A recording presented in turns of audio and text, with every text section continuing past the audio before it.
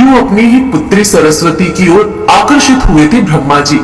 ब्रह्मा और सरस्वती की कहानी उस समय शुरू होती है जब सृष्टि की रचना हो रही थी। हिंदू ग्रंथ के मुताबिक सृष्टि की रचना ब्रह्मा जी के द्वारा की गई है और इस ब्रह्मांड के पालनकर्ता के रूप में हम भगवान विष्णु को जानते हैं। साथ ही भगवान शंकर को सृष्टि के संहारक के रूप में जानते हैं। मगर कमाल की बात है कि आपने पृथ्वी पर विष्णु और महेश के बहुत सारे मंदिर देखे होंगे, मगर आपने कभी भगवान ब्रह्मा का मंदिर नहीं देखा होगा। पूरी पृथ्वी में भगवान ब्रह्मा की मूर्ति केवल भारत के पुष्कर में है। सरस्वती पुराण में भगवान ब्रह्मा और माता पार्वती के विवाह की बात लिखी हुई है। इस प्रसंग के मुताबिक जब भगवान ब्रह्मा सृष्टि का निर्माण कर रहे थे तो सृष्टि के निर्माण को आगे जारी रखने के लिए ज्ञान की आवश्यकता थी। इस वजह से अपने मन से उन्होंने माता सरस्वती का निर्माण किया। सरस्वती की कोई माँ नहीं थी, उनका जन्म भगवान ब्रह्मा के मन से हुआ था। सरस्वती को ज्ञान की देवी के रूप में जाना जाता है। भगवान ब्रह्मा ने सरस्वती के साथ साथ सृष्टि का निर्माण किया और सृष्टि के अलग अलग जीव जंतु, पहाड़, जंगल, नदी आदि का निर्माण किया।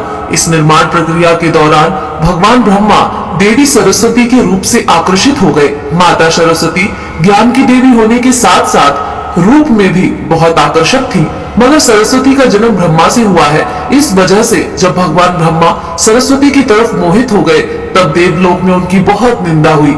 हालांकि इन सब के बावजूद ब्रह्मा ने सरस्वती से विवाह किया और लगभग 100 साल तक पृथ्वी पर जंगल में निवास किया। पृथ्वी पर सरस्वती के साथ ब्रह्मा जब निवास कर रहे थे तब उन दोनों के जरिए मनु नाम के पुत्र का जन्म हुआ। आगे चलकर मनु की संतानें ही मनुष्य जाति के पनपने का कारण बनी। भगवान ब्रह्मा के इस व्यवहार के कारण देवलोक में यह निश्चय किया गया कि भगवान ब्रह्मा की पूजा नहीं की जाएगी। सरस्वती ने ब्रह्मा को श्राप क्यों दिया? सरस्वती पुराण में बताया गया है कि भगवान ब्रह्मा ने सरस्वती को अपने मन से उत्पन्न किया था और माता सरस्वती की खूबसूरती पर मोहित हो गए थे। जब माता सरस्वती इस बात को समझ गई तब भगवान ब्रह्मा की नजर से बचने के लिए वो रूप बदलकर धरती पर आ गई। मगर ब्रह्मा जी ने हार नहीं मानी और माता सरस्वती को खोज निकाला।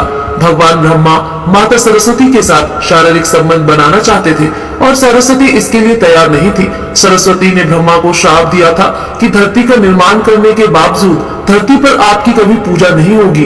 ब्रह्मा और सरस्वती का संबंध क्या है? ब्रह्मा और सरस्वती दोनों ही हिंदू धर्म में बहुत ही महत्वपूर्ण देवी देवता के पात्र हैं। इनसे जुड़ी किसी भी जानकारी पर भरोसा करने से पहले आपको वेद पुराण पढ़ना चाहिए। सबसे पहले आपको बता दें कि हिंदू धर्म की सारी जानकारी वेद में दी गई है। हिंदू धर्म वेद से शुरू होता है। इसके साथ ही वेद में इस तरह की किसी भी देवी देवता का वर्णन नहीं है। हम जितने भी देवी देवता के बारे में जानते हैं उन्हें केवल पुराणों में लिखा गया है।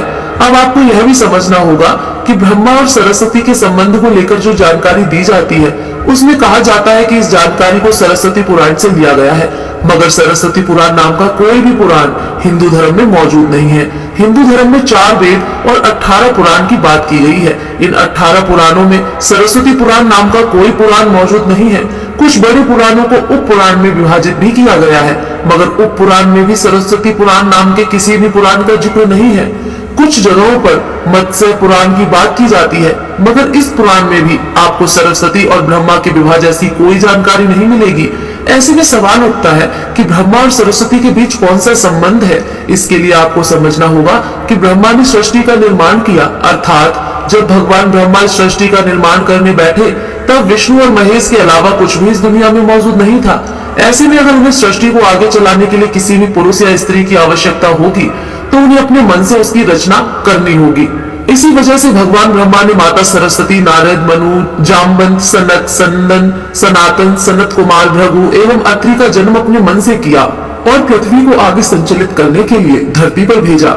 इस पृथ्वी पर ज्ञान के संतुलन को बनाए रखने के लिए उन्होंने माता सरस्वती को अपने साथ रखा और साथ रहने वाली स्त्री को पत्नी का दर्जा दे दिया गया। सरस्वती ब्रह्मा की पत्नी है या बेटी? अगर ब्रह्मांड में मौजूद हर चीज की रचना भगवान ब्रह्मा ने की है तो बेटी हो या पत्नी, दोनों की ही रचना भगवान ब्रह्मा के ही द्वारा संभव थी।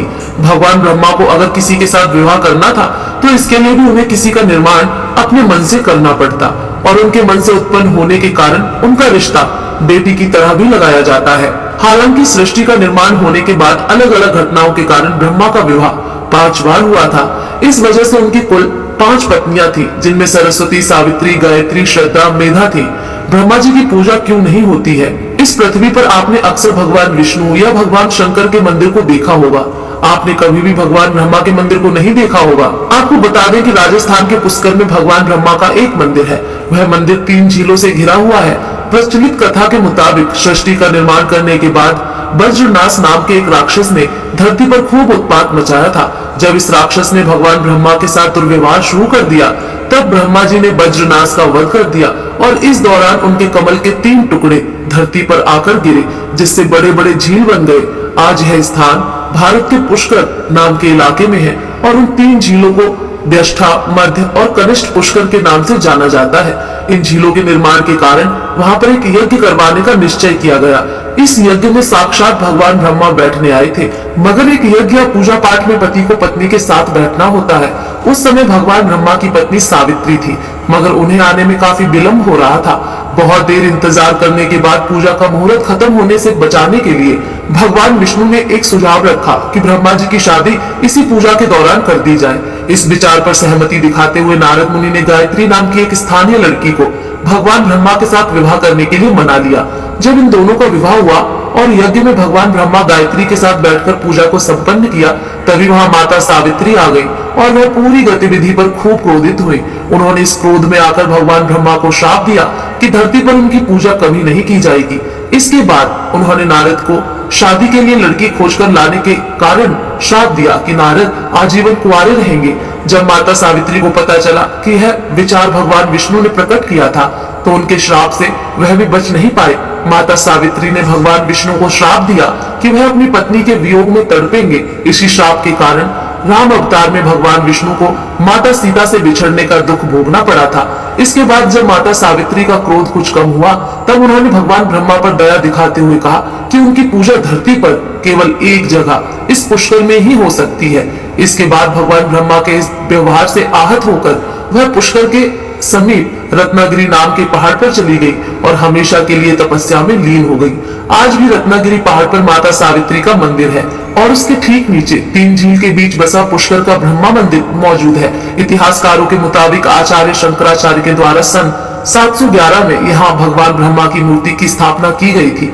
उससे पहले यहाँ बिना मूर्ति की पूजा होती थी। दोस्तों, आपको ये कहानी कैसी लगी कृपया कमेंट करके जरूर बताएं और ऐसी ही और भी बहुत सारी कहानियों को सुनने के लिए चैनल को सब्सक्राइब जरूर करें। धन्यवाद।